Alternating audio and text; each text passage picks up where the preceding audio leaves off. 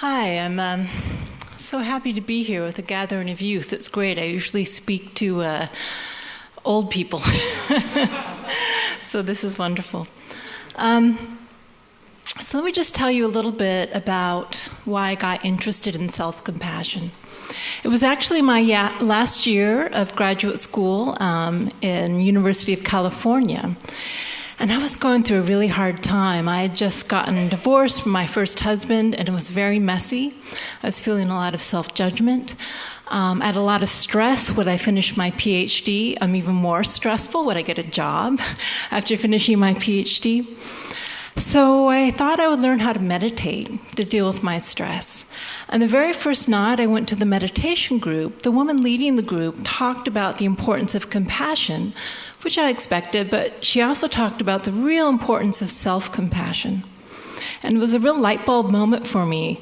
I realized I could be kind and caring and supportive to myself, and it was exactly what I needed at the time to get me through a very difficult situation. And then there's many, many times self-compassion has helped me, but I can just let you know from my personal experience, the time it really saved my ass was when my son was diagnosed with autism.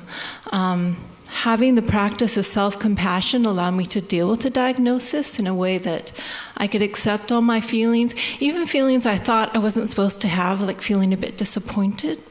I allowed myself to feel it. I gave myself compassion. When I used to tantrum terribly, I would give myself compassion for how difficult it was to be a special needs parent.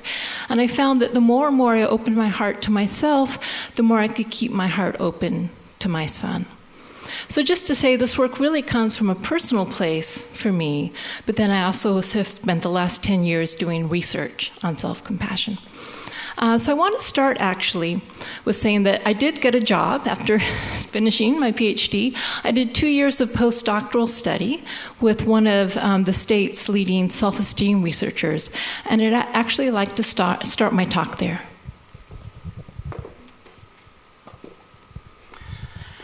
All right, what do I mean by self-esteem? People define it differently. I'm using the word self-esteem to mean a global evaluation of self-worth.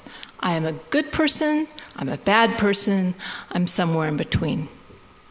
And for many years, self-esteem was seen to be the ultimate marker of psychological health. There were thousands of books written on it. I think we got a little more into it than the States, than the UK, but still, thousands of books written on it, movements in the school to raise kids' self-esteem.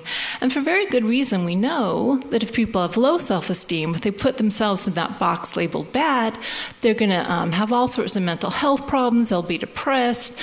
If it gets bad enough, eventually people may even consider committing suicide if you really hate yourself. So we know it's better to think good things about yourself than bad things about yourself. But the last 15 years of research have found that actually self-esteem is not always necessarily a good thing. The problem isn't if you have it. All right, it's how you get it. There are healthy ways to have a sense of high self-esteem, and there are ways that actually aren't so healthy. All right, one of the biggest problems with self-esteem is that to have it, you have to feel special and above average. Right? Think about it. Any of you, if I told you something you did was average, you'd feel terrible. If you come up to me afterwards and say, "Yeah, Kristin, your talk was average," I'd be devastated. It's not okay to be average. It's an insult. What's the problem if we all have to be above average to feel good about ourselves?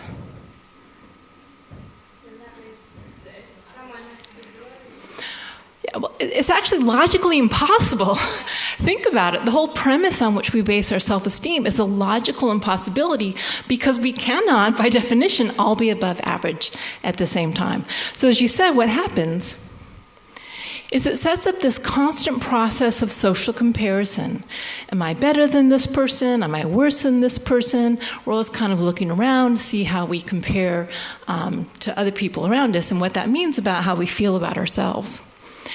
And that can lead to some pretty nasty consequences. Bullying, for instance, there's a lot of research that shows, especially in middle school period, early adolescence, bullying is driven by the need for high self-esteem. If you're a successful bully and you can put down the weird kid, the weak kid, then you feel good about yourself in comparison. Okay, and again, research supports this, and that's pretty a scary consequence.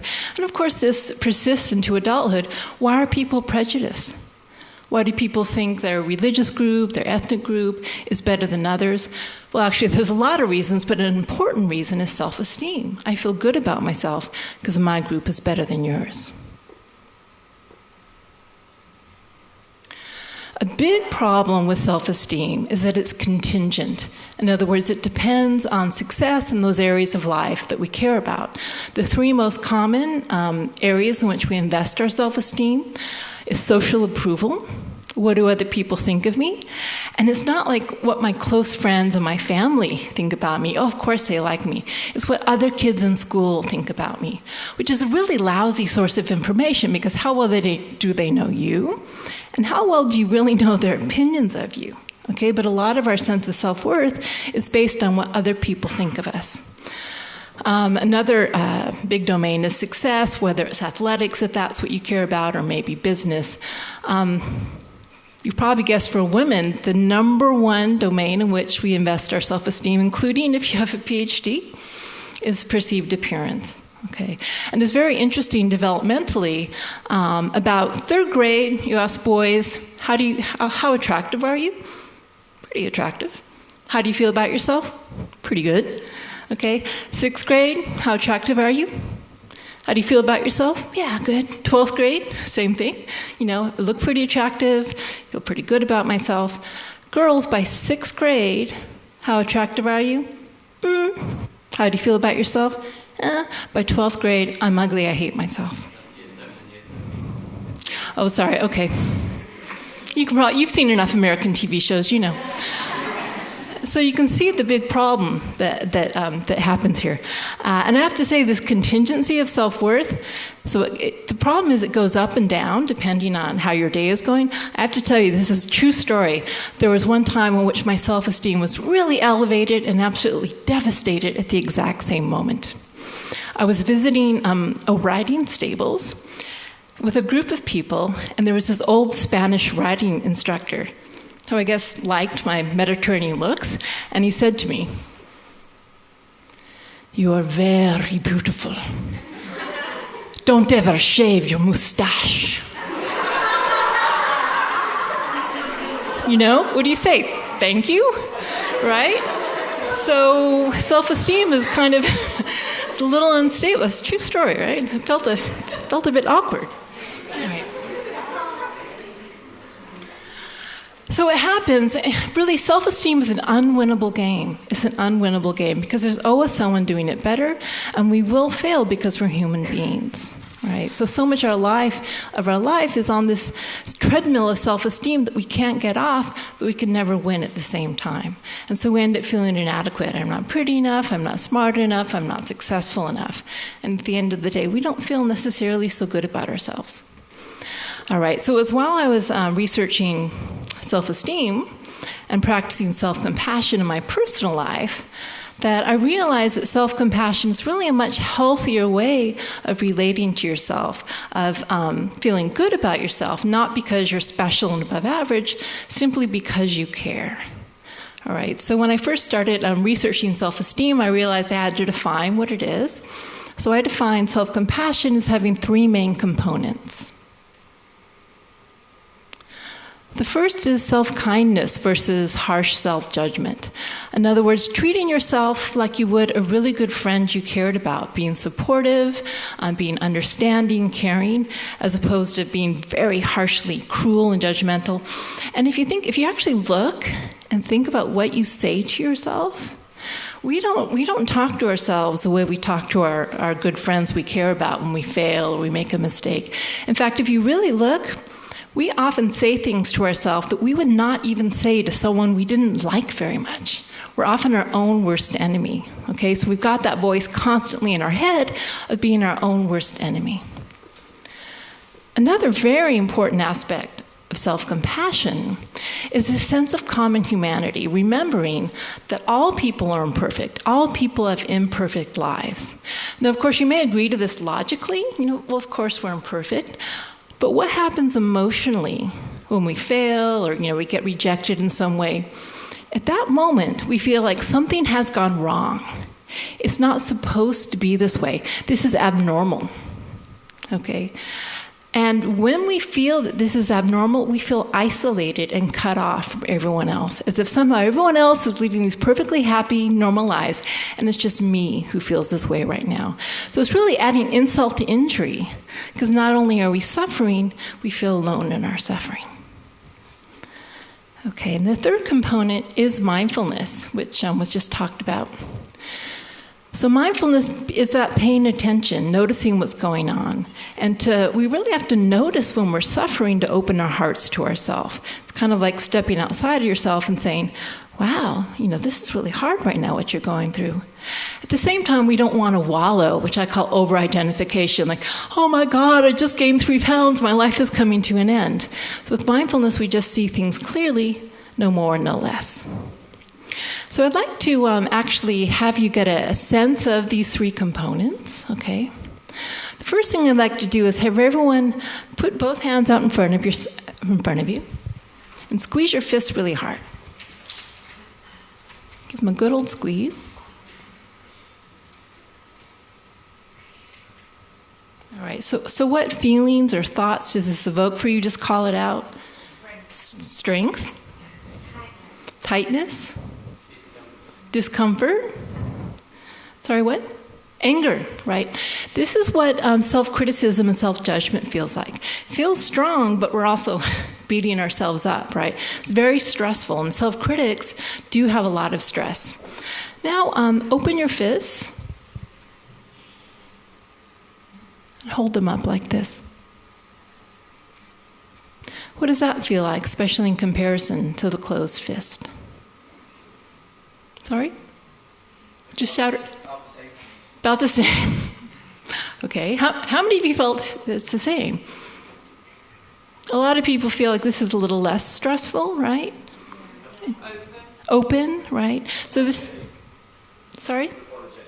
Apologetic. Interesting. Well, this is in some ways, you could say, a gesture of mindfulness. We stop fighting our experience and allow it to be as it is. Now, if everyone could put your hands in front of you like this. All right, so any thoughts that come up with this gesture? Welcoming. Hug.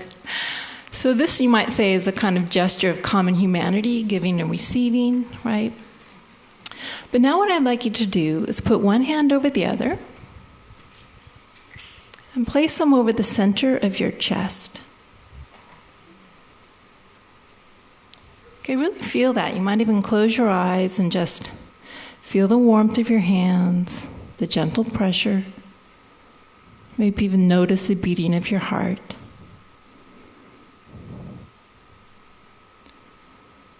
All right, so what comes up for you and what's evoked when you make this gesture?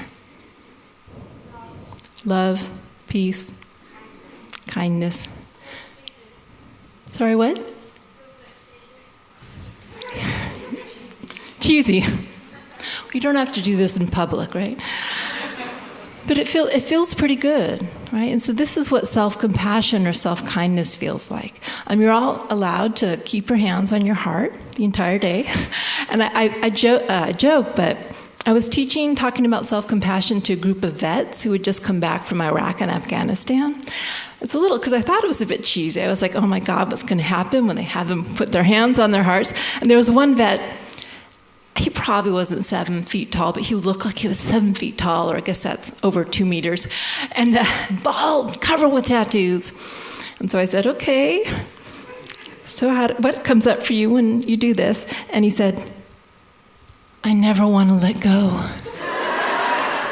And he didn't. I spoke to them for an hour, and he didn't, which kind of shows how much he needed this, right? This comfort and soothing. All right. So a good question is, why isn't self-compassion more prevalent in society? I don't think it's really talked about. It's not encouraged. There's actually a lot of reasons. I could go into a lot of reasons, but I'm just going to talk about probably the number one reason people aren't more self-compassionate. Anyone relate? Right? A lot of us deeply believe that we need harsh criticism to motivate ourselves. That if we're kind to ourselves, we're going to be lazy, we aren't going to go to school, we'll just eat like huge buckets of ice cream all the time. But is it the case that harsh self-criticism is a more effective motivator than self-compassion? Okay, and to answer this question, I'd like you to consider a couple scenarios. All right, let's say there's a boy who comes home from high school with a failing math grade. And he comes home and shows his father the F. And the father has two ways of responding and motivating his son. The first is with harsh criticism. He says, "I'm ashamed of you. You'll never amount to anything. You're a good-for-nothing loser." Kind of makes you cringe, doesn't it? But isn't that the way we often speak to ourselves? And so what's going to happen to the son if his father speaks to him this way? He's going to be depressed, not very motivated, right? He's going to feel bad about himself. He's going to lose faith in himself. And he might even just give up math altogether because he thinks he can't do it. But what if the father takes a compassionate approach and says, first thing he does is, "Oh, man, you must feel so upset. Hey, I love you anyway. It's okay. It happens to everyone." But the father wouldn't stop here if he's compassionate. "But I know you really want to go to university, and you have to get your math grades up to go to university. So here's the key. What can I do to help? How can I support and encourage you to reach your goals?" And that type of compassionate approach is going to be much more effective. The boy won't judge himself, he'll believe in himself, and because he cares, he's going to be much more motivated to reach his goals and hopefully eventually get into university. The nice thing about compassion, too, is let's say he doesn't. Let's say he tries and he doesn't. Well, at the end of the day, that's okay, too, as long as you try, as long as you put your effort into it. That's really what's most important with compassion. So I guess I'd like to say to you, all of you, why not try it? Go on a little experiment for the next week. Try noticing how you speak to yourself, catching yourself when you're treating yourself very harshly, judging yourself, and see if you can replace your language with the same language you would use with a friend that you really cared about. It's actually not that hard to do. We know how to be a good, kind, compassionate friend. We just need to give ourselves permission to treat ourselves the same way. And it could just change your life. It could change mine. Thank you.